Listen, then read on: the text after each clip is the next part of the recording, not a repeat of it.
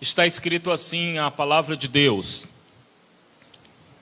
foi-me bom ter passado pela aflição, para que aprendesse os teus decretos. Foi-me bom ter passado pela aflição, para que compreendesse os teus decretos. Pedimos a tua bênção e a tua direção, Espírito Santo, para a administração da tua palavra. Seja feita a tua vontade. Assim eu oro em nome de Jesus. Amém. Podeis assentar, queridos. Eu quero falar-lhes nesta noite sobre lidando com os fracassos da vida. Se você observar, eu sempre procuro falar, e às quintas-feiras, talvez eu goste até deste clima de quinta-feira, sobre coisas muito práticas da vida.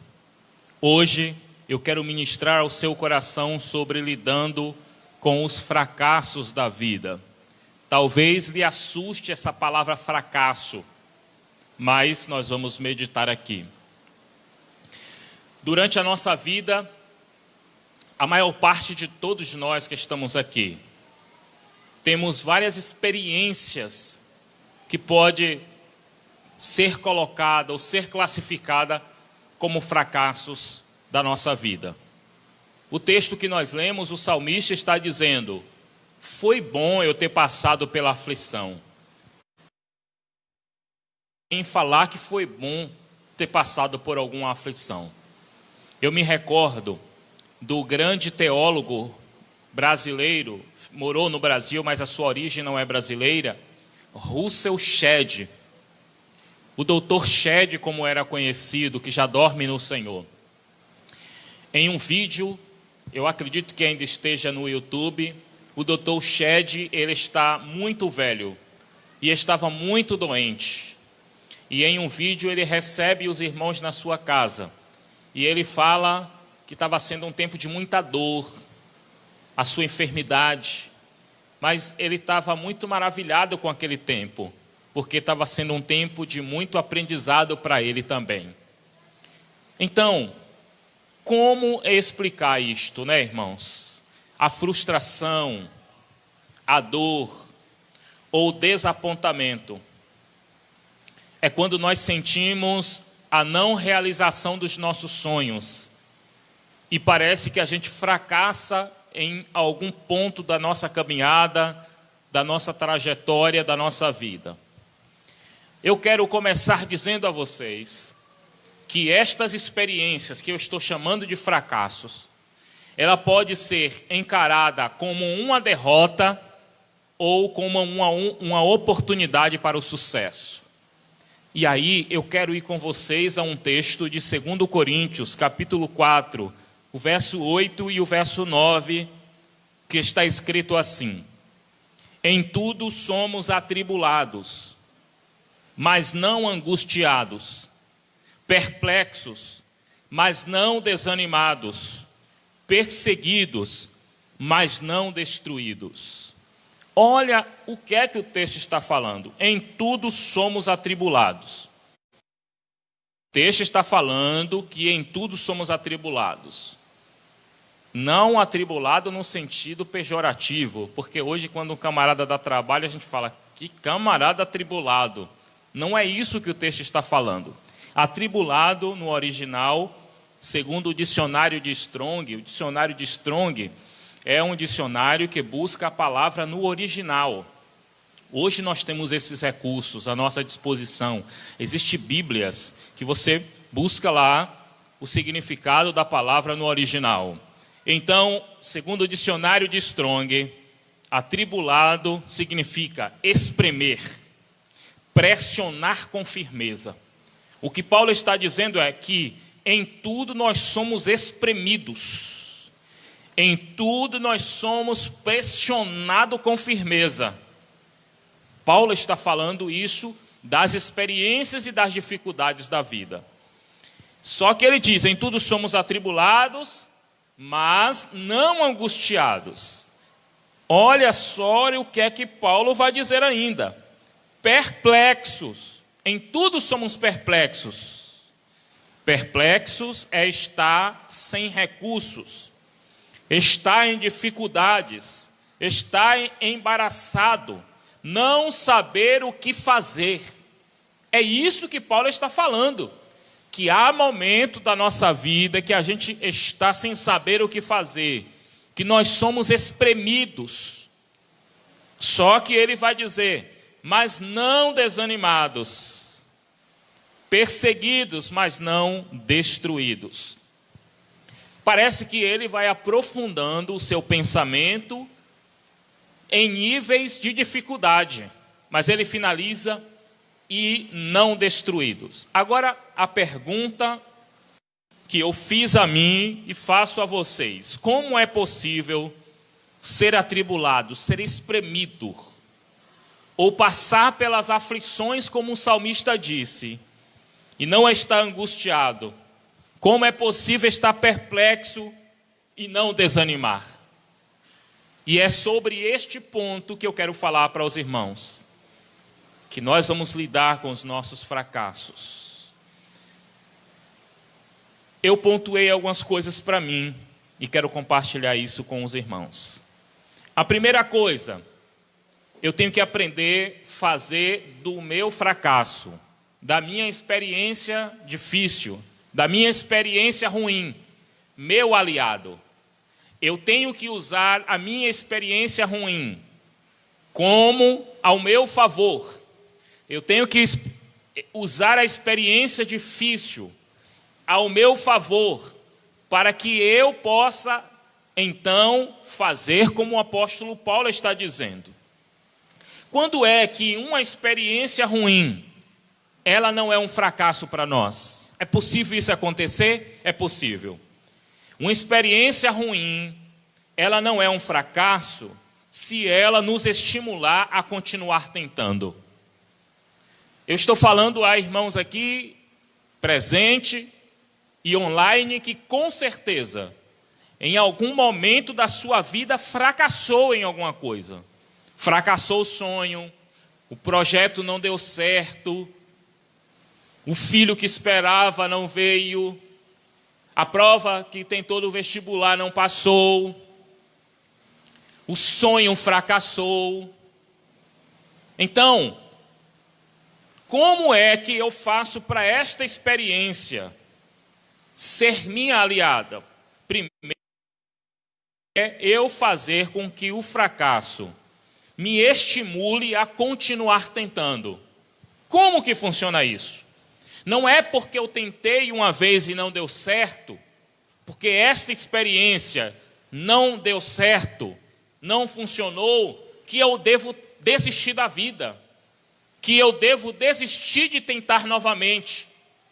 Sabe por quê? Porque eu fico pensando que, às vezes, a linha que divide a perda da vitória, essa linha que cruza, imagine uma pessoa que está em uma maratona, a linha que cruza, a linha de chegada, ou essa linha imaginária que eu estou traçando aqui, ela é muito tênue. O que eu quero dizer é que, às vezes, a gente pode estar perto da vitória, de concluir aquilo, e a gente desistir, e não concluir, e não ter sucesso. Então, meus irmãos, eu posso ter fracassado, posso ter perdido em alguma coisa, posso ter errado, mas eu não posso desistir e parar de continuar tentando. Quando a gente olha a história, a maioria dos grandes inventores,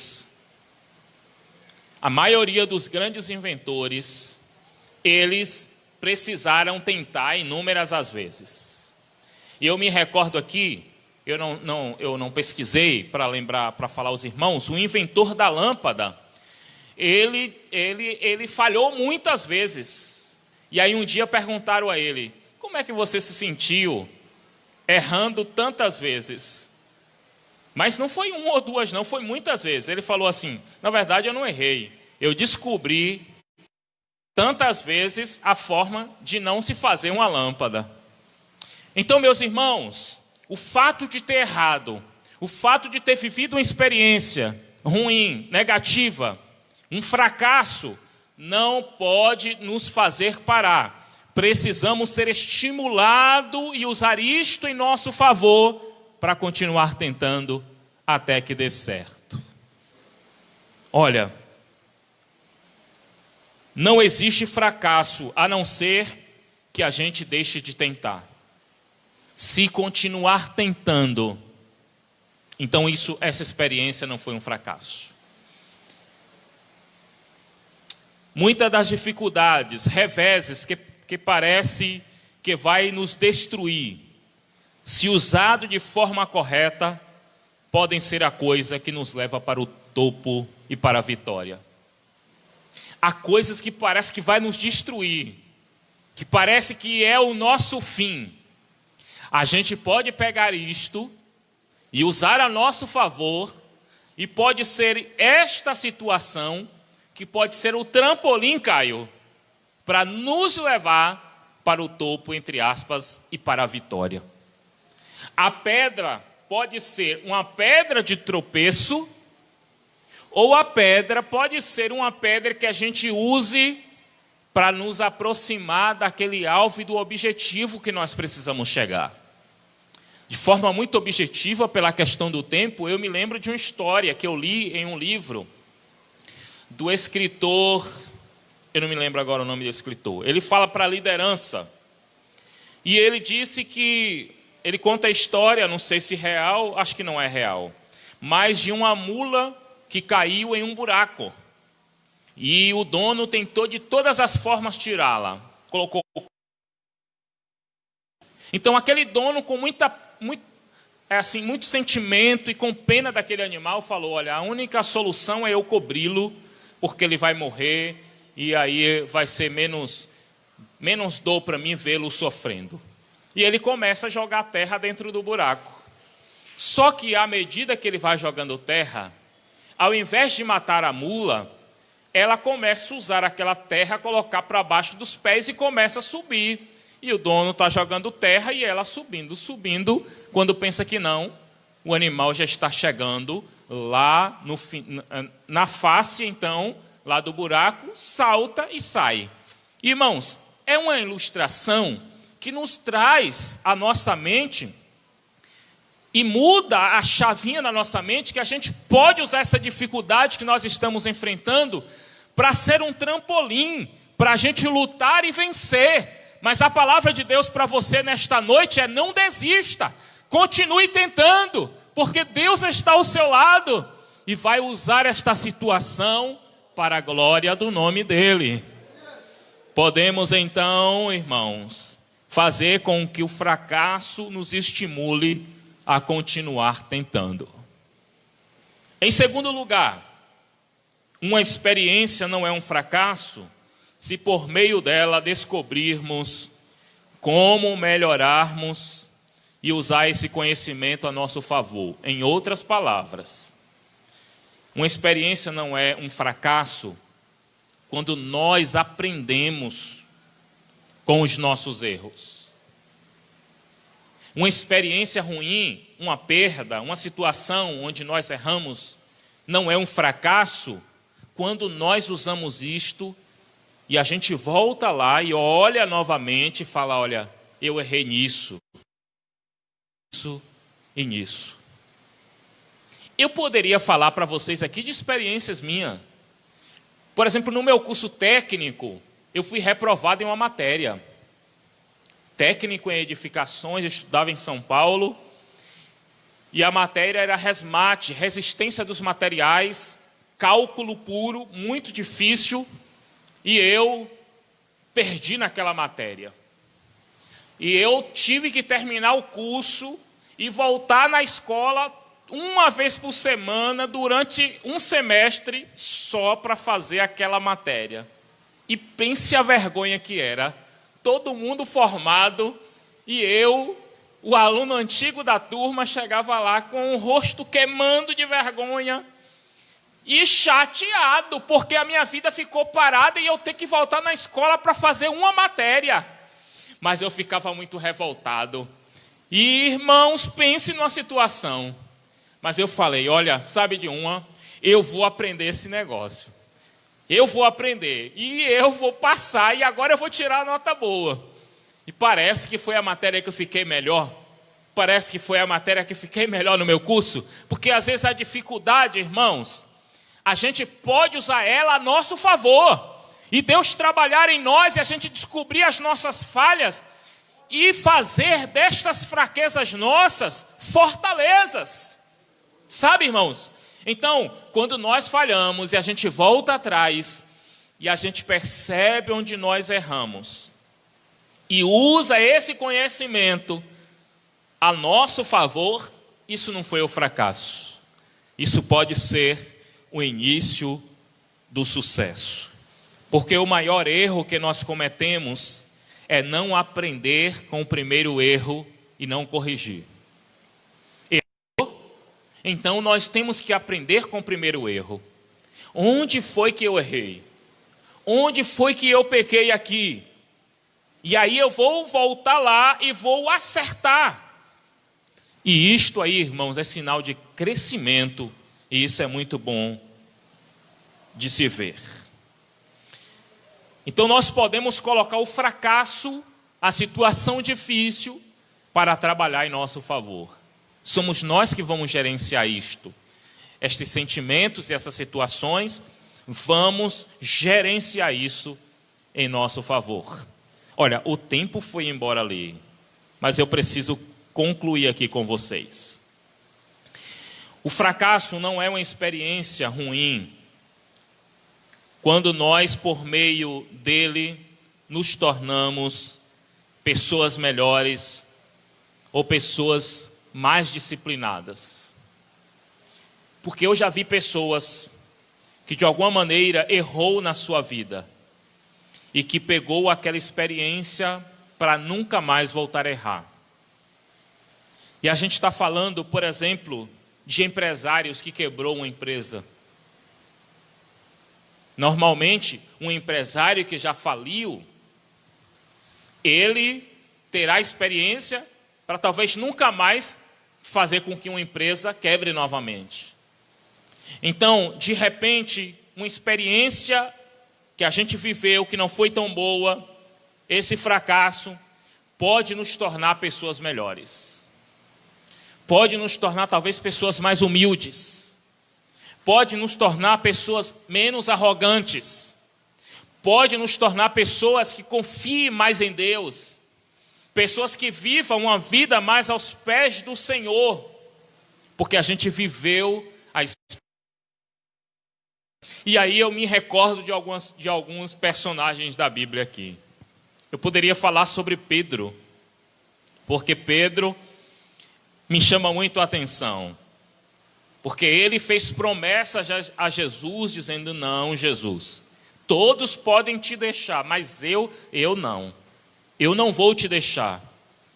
E não foi isso que a gente vê acontecendo.